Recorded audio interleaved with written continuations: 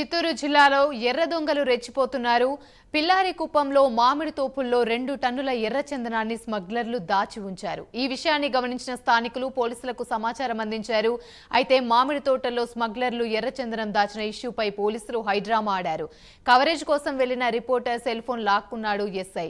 రిపోర్టర్ల పట్ల ఎస్ఆర్పురం ఎస్ఐ దురుసుగా ప్రవర్తించాడు. ఇదే అంశానికి సంబంధించి మరిన్ని వివరాలు మా ప్రతినిధి హరిబాబు అందిస్తారు. హరిబాబు, ఏదైతే పిల్లారి కుప్పంలో ఉన్నటువంటి మామిడి తోటలో ఎర్రచందనం అక్రమంగా దాచిపెట్టారన్న దాని మీద పోలీసులకు సమాచారం అంది. పోలీసులు వెళ్ళి ఆ ఎర్రచందనాన్ని స్వాధీనం చేసుకున్నారు. కానీ అయితే దీనికి సంబంధించి కొంతమంది వ్యక్తులకి దీంట్లో ప్రమేయం ఉంది, నిందితులు తప్పించుకుంటారంటూ ఎస్ఐ కట్టుకథలు చెప్పడం మొదలుపెట్టి ఏదైతే నిందితులు ఉన్నారో నిందితులను కాపాడే ప్రయత్నం చేశారు.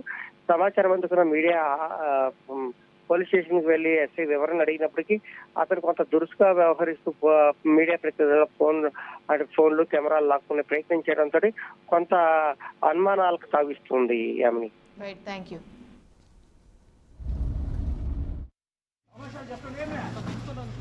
The